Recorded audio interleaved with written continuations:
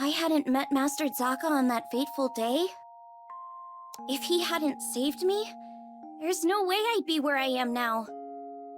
I'm from the Vaults Duchy, where the weather's sweltering all year long, thanks to a river of lava that flows through the island. My hometown might not have been the most scenic place, but as long as I had Master Zaka with me, I was happy. After traveling for so long, I can finally say that with pride. Before I left on my journey, I was completely clueless. When my master went missing, I just ran around like a chicken with its head cut off. I was looking for something, anything that would help me find him, and that's when I met the crew. The reason behind his disappearance turned out to be even worse than I could have imagined. The Earthstate Empire had driven him out of his mind. They had manipulated him into awakening the primal beast that had lain dormant beneath the ground, Colossus. Fortunately, I was able to break through to him, thwarting the Empire's attempt to exploit Colossus's powers for conquest. I learned that they were doing all sorts of horrible things, even to their own people, in order to achieve their goals. My master was a kind person who never hesitated to help those in need. I resented the Empire for making him suffer. And I couldn't just sit around when there was work to be done.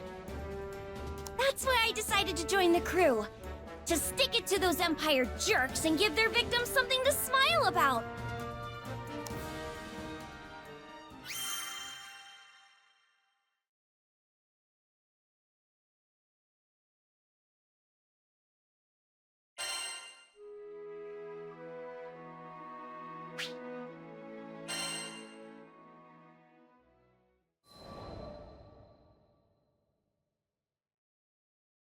A few years before I met the crew, I lost my parents to an epidemic. I mourned their deaths for who knows how long. I could barely even bring myself to face reality each morning. With no living relatives in vaults, I was like a ship adrift at sea. I had nowhere to go and nowhere to belong. Until one day, my master reached out his hand to me. I was so depressed I just kept staring at the ground. That gentle smile never left his face as he asked me, "Why do you look so sad?" There was something in his voice that made me look up. When I did, a beautiful bouquet of flowers appeared in his hands, seemingly out of thin air. I had no idea how he'd done it, but I knew it must have been some kind of parlor trick. But he insisted it was magic. What a goofball, right? Saying that when he can use real magic. But it was just the magic I needed at that moment. Beautiful and kind. He went on to show me all kinds of incredible spells, the likes of which I'd never seen before. Watching him made me smile at a time when I thought I'd forgotten how. My master would always say that magic exists to make people happy. Something about that spoke to me. It made me want to become a mage just like him. So I signed myself up as his disciple, begging him to teach me magic. I'll never forget how happy I was when he told me I had talent. After all, if he was right, that meant I had the potential to make people smile too.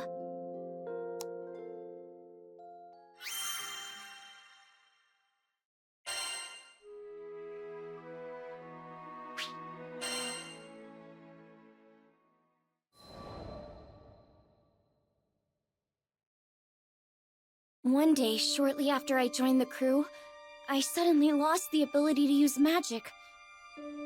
No matter how many times I tried casting a spell, nothing happened. I had no clue what to do.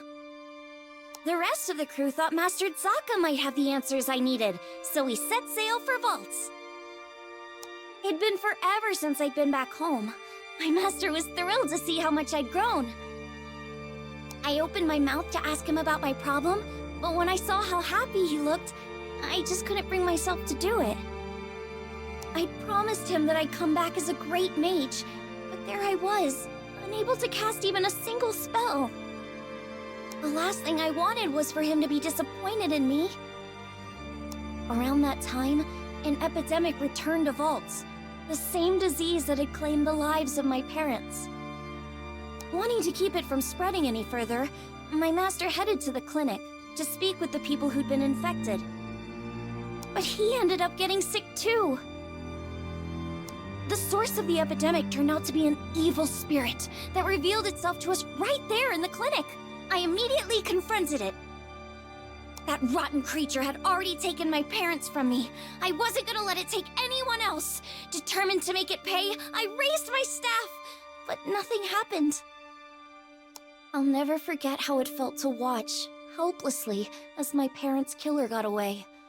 The crew gave chase, but I continued to stand where I was. Without my magic, I didn't see the point. I'd just end up getting in the way. All I could do was watch as my master suffered, withering away. Nothing had changed since the last time. But you know, it wasn't all bad. In search of a solution to my magic loss at the local library, I happened to come across a beautiful golden staff, one left to me by my mother. That's when Master Zaka revealed that my mother had been a mage too. On the verge of tears, I clenched my staff tightly in frustration. My beloved home and master were being threatened by a disease-spreading spirit, and there was nothing I could do to stop it. Just as I began feeling completely hopeless, the staff began to glow. Somehow I could feel it encouraging me, empowering me. So what if I couldn't use magic? Surely there were other ways to help everyone. Unable to stand around doing nothing any longer, I ran off to find the crew. When I finally tracked them down, they'd already been rendered powerless by the disease. That left me as the only person who could fight. There wasn't a second to lose. It was that moment when I decided I was done running away. I'd promised myself a long time ago that I was going to use my magic to make people happy. Filled with newfound resolve, I heard a voice coming from the staff. Is that you? The voice told me to visualize the power flowing through me. As I did, I could feel magic welling up inside me, flooding out from deep within. With my mom's help, I was able to defeat the evil spirit. As soon as it was gone, light erupted from my staff. I turned to see the rest of the crew climbing to their feet, their symptoms gone. The power spread through the entire island of Altsteci, eliminating the disease and bringing smiles back to the people. Things were a little touch and go there for a while, but in the end, everyone pulled through. And I've been able to use my magic without any issue ever since. I just know it's because my mom is watching over me through my staff. Thanks to her, I can keep traveling with the crew, using the staff she left me to bring out more smiles along the way.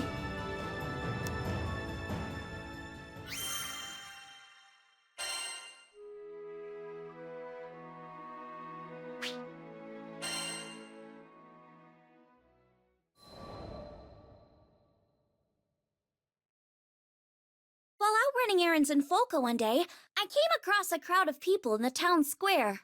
But from the sounds of things, it wasn't a friendly get-together. I hate you all! Mom, Dad, everybody in this stupid town! The boy shouted angrily at the adults and took off running, right into me. We both landed on our backsides. Jeez, watch where you're going, kid. That's when I noticed the tears streaming down his face. He was clearly upset about something. Hey, you okay? The boy hopped to his feet without a word, shooting me a glare before sprinting away. One of the adults started to follow after him, but... Please, Doctor, there's not much time. The crowd stopped him in his tracks. But I can't just... No, you're right. My patients need me. Forgive me, Lev. The man closed his eyes, muttered something to the townspeople, and ran off in the opposite direction. Wait, that kid was crying! You're not gonna go after him? I shouted after the man's back, but he either didn't hear me, or pretended not to.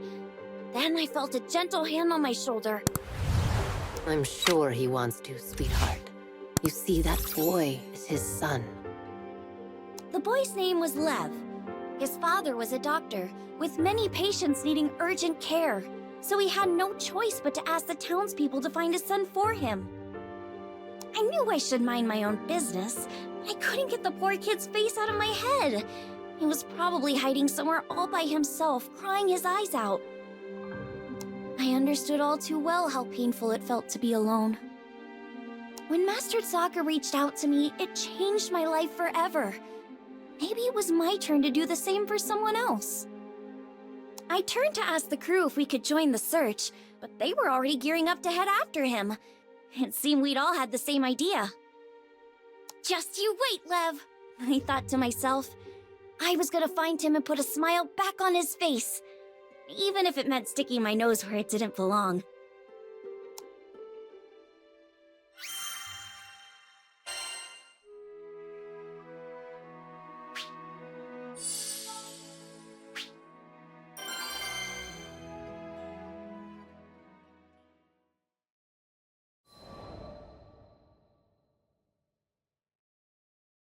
The villagers didn't seem too worried about Lev. According to them, he'd have to venture much deeper into the forest before encountering any monsters. But that wasn't the issue. It seemed like nobody wanted to talk about why he'd run off in the first place. It was an obvious cry for help, and nobody was helping. I went through the same thing back in the day. Even after I met my master, there were times when the loss of my parents was just too much to bear. I didn't go so far as to run from home, but I'd sit alone in the corner of my room, hugging my knees to my chest and crying. Whenever Master Sokka found me like that, he'd always perform a silly magic trick to cheer me up. Just like me, all Lev wanted was for someone to find him, to take his hand, so he went off on his own in the hopes that someone would come for him. I'm sure he knew it was selfish, but it was the only card he felt he had left. Do you think this means Lev doesn't want to live at home anymore? I had a feeling that wasn't the case. He's probably just going through a rebellious phase. Oh, that's when kids start arguing and acting out, right? Catalina told me it's pretty common. Did you have a phase like that? Lyria's question was innocent enough, but I was too embarrassed to admit that I'd ever gone off alone because I wanted someone to pay attention to me. Heck no! That's not something befitting of a grown lady like myself. So what if I told a little lie? Our biggest concern right now was Lev, who was out there, probably crying with his back up against some rough, silent tree. He needed a friend, and I was more than determined to be one for him.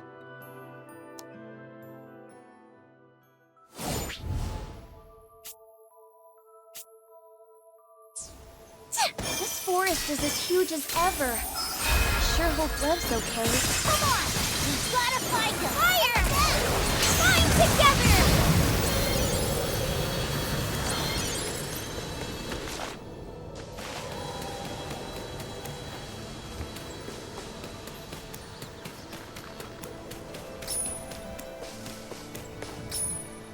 Wait, we're still on the edge of the forest, right?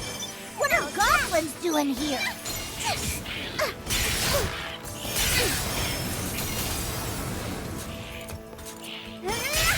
There's no time to waste. We've got to find him.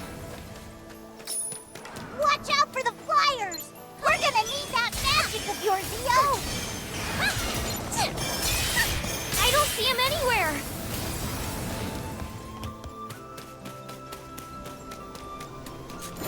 Too hot to handle!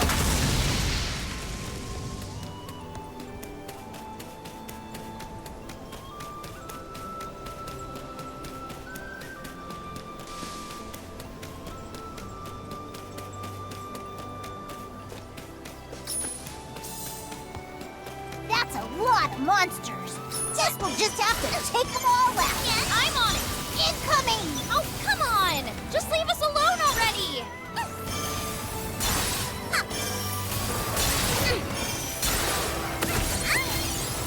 What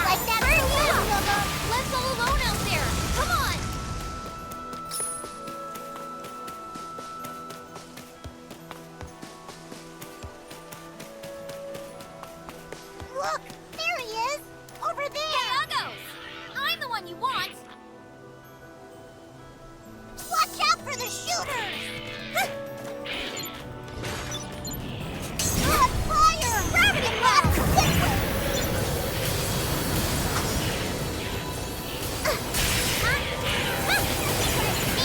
Far away! Too hot to handle!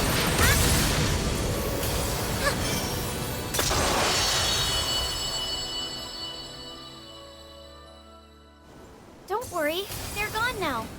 You okay? Yeah, thanks.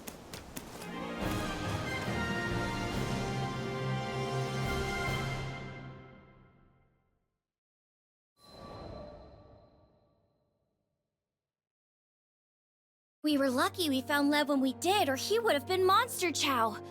But before we could talk to him, the town watch came hurrying over. Lev, your parents are worried sick about you. Come on, let's go home. Lev looked away, ignoring the old man's outstretched hand. I could imagine how he was feeling, being treated like he was selfish and immature, when all he wanted was someone to sit down and talk to. The man sighed and scratched his head in frustration. Your mom and dad are fine people.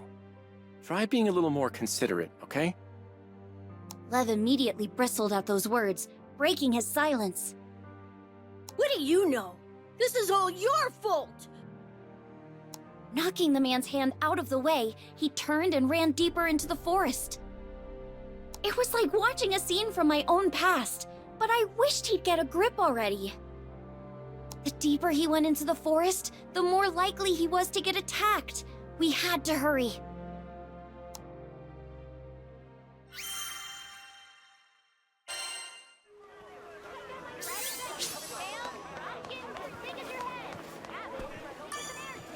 Good day.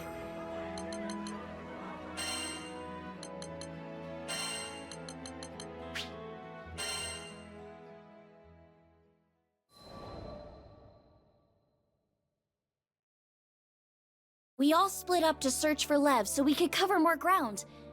I didn't see any trace of him at first, so I thought I must have gone the wrong way. But then I noticed footprints that looked like someone had slipped over a nearby ledge.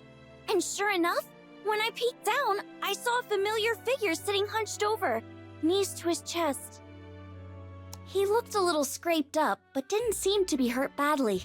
I was just glad I'd managed to find him still in one piece.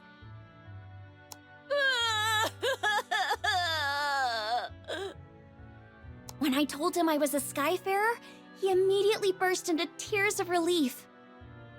I could tell he was upset with the villagers about something, and that's why he couldn't be honest with them. But as an outsider, I thought I might have a chance. Watch closely. I'm gonna cast some special magic just for you. It was time for one of my master's patented magic tricks. I showed Lev my empty palm before covering it with a handkerchief. I flung the cloth away, and voila! There was a piece of candy in my hand. Wow, candy! Here, you can have it. After devouring the candy, he finally calmed down. Thanks. Normally, that would have been enough to lift any kid's spirits, but his face fell again as quickly as it had lit up. I guess he really doesn't want to go home. I decided I wouldn't leave him until there was a smile back on his face.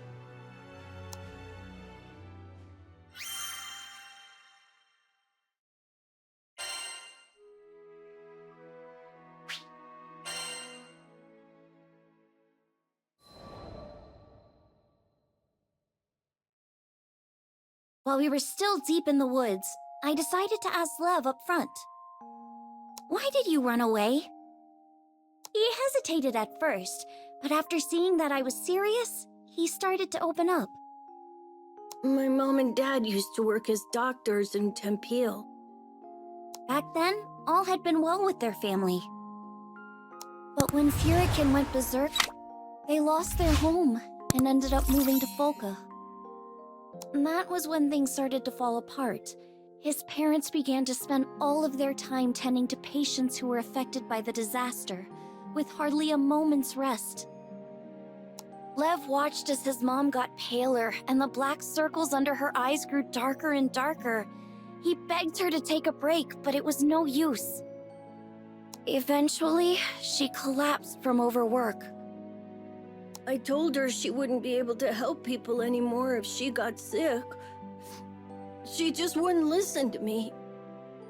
And here I thought he was just a kid going through a rebellious phase. That wasn't the case at all. That's really grown up of you, Lev. You're just worried about your mom and dad, huh?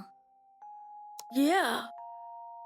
After hearing Lev's explanation, I finally understood how he felt. I knew how hard it was watching people you cared about pushing themselves too hard. I couldn't stand to see my master doing it either. And that's exactly what was going through Lev's mind. He wasn't being selfish. Everything he did, it was because he loved his parents.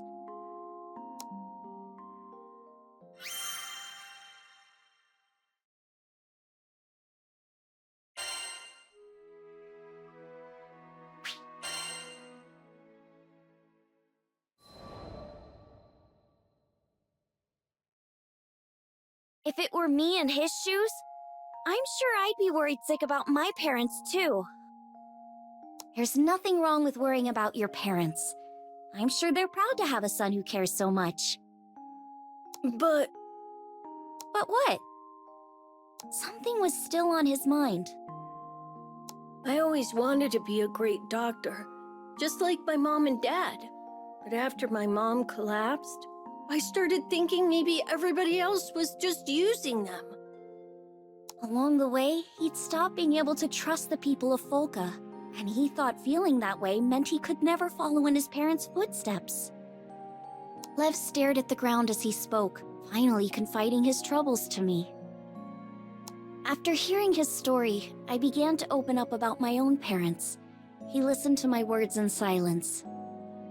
My parents had also strained themselves too hard after getting sick, and eventually passed away. So Lev's circumstances were all too familiar. Just like him, I felt nothing but bitterness and despair. But there was one difference. I've got to admit, I envy you a little. After all, your mom and dad are still alive and well. While we were standing there talking, Lev's parents and the villagers were probably beside themselves with worry, braving the dangers of the forest to search for him. When I told him that, Lev finally seemed to grasp the situation. I really messed up, didn't I?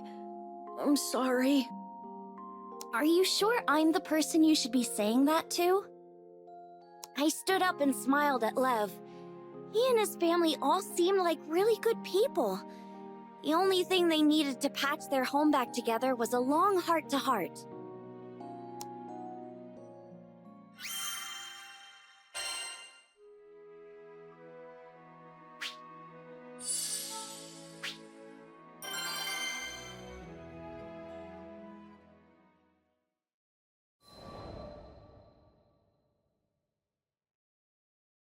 As we made our way back to town, Lev still seemed anxious.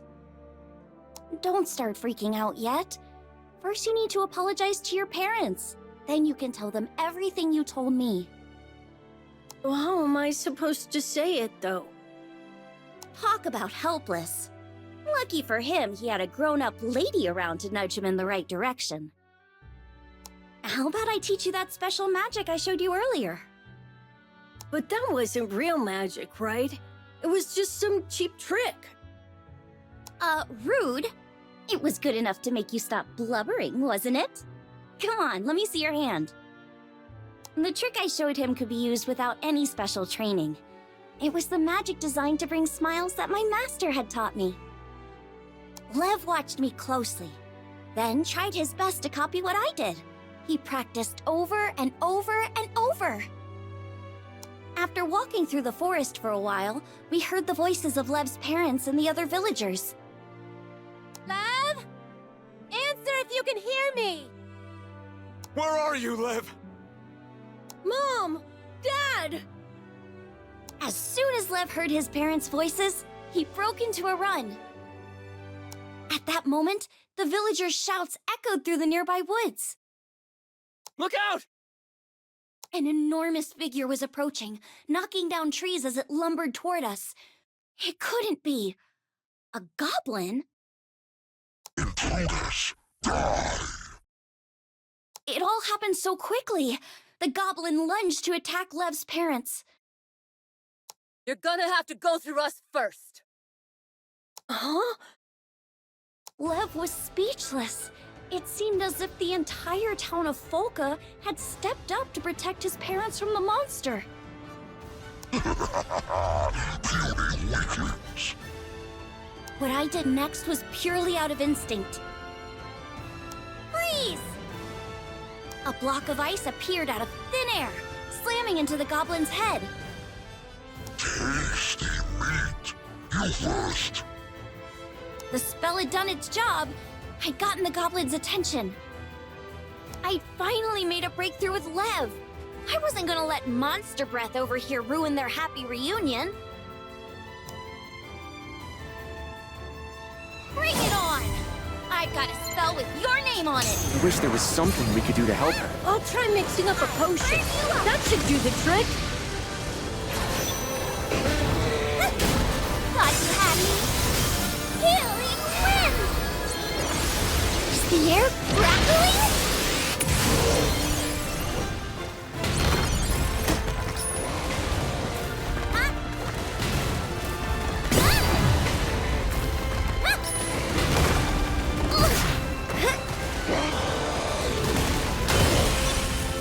Fire! I'll blow them away!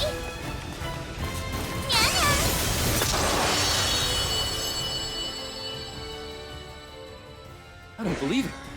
She took it down all by herself.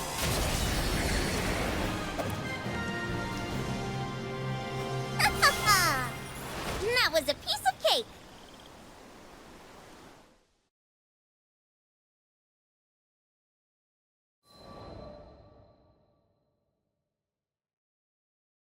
First you saved Tempeal, and now us. Thank you, Skyfarer. The people of Folka were all safe, including Lev's parents. After thanking me, Lev turned to the villagers, shuffling his feet nervously. I'm really sorry, everybody.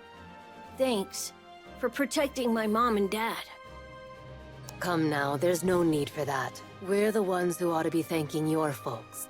They've done so much for us. Sorry for everything we've put your family through. Lev and I shared a glance before he turned to his parents, finally telling them everything he'd been bottling up inside. His parents and the people of Folka listened intently, nodding every so often at his words. You only ever had everyone's best intentions at heart, didn't you? We're so sorry for making you worry. I chalked it all up to selfishness and immaturity, but I should have heard you out. I hope you can forgive your old man. I was just glad everything had turned out all right in the end. Ew! We're here to help! Sorry, we were clear on the other side of the woods. What happened to that giant monster? What the heck? You're the one who said heroes always arrive just in the nick of time. But what kind of hero arrives after the fight's already over? What does that matter right now? Here, let me take a look at you. You're not hurt or anything, are you? You have no idea how much I wanted to tease Rackham for losing his cool. But I held it in. It's really nice knowing you have people who care.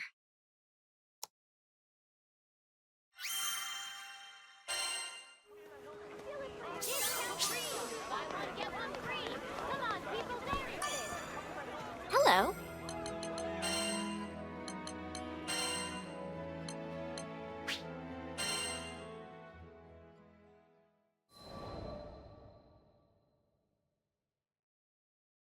The day had arrived for Lev to show his parents the magic trick he learned from me. Was he going to be able to pull it off? I had to see for myself, so I followed them to a restaurant in town and sat at a nearby table. Somehow just watching was enough to make me nervous too. I want to show you something. Come on, you can do this! It's all about sleight of hand, remember? Lev showed his parents the palm of his empty hand and covered it with a handkerchief. Then he removed the cloth just like I taught him. But when he opened his hand, there was nothing there. I thought he must have made a mistake, but it turned out I was wrong. I learned this trick so I could make others smile. You're actually supposed to have a present in your hand when you open it, but I couldn't think of what to give you. Unable to hold in the tears any longer, Lev started to cry. You both have done so much for me. I just couldn't find anything good enough. He wiped away his tears with the back of his hand, his voice quavering slightly as he fought to get the words out. I'm really sorry for running off and scaring you guys. But I was worried because you're always so busy. It hurt when you wouldn't listen to me, and I've been so lonely.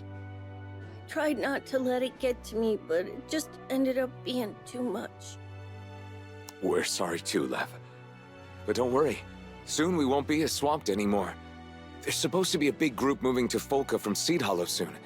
I hear at least one of them's a doctor. Once things have settled down, we'll all spend some quality time together. I'd love to go shopping in Seed Hollow as a family. That sort of thing.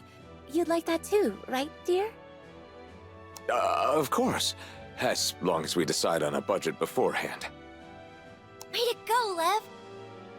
Seeing them all smiling together like that reminded me of Master Sokka for some reason. Once we're back in Fanta Grande, I think I'll pay a visit to Vaults and tell him all about this little adventure.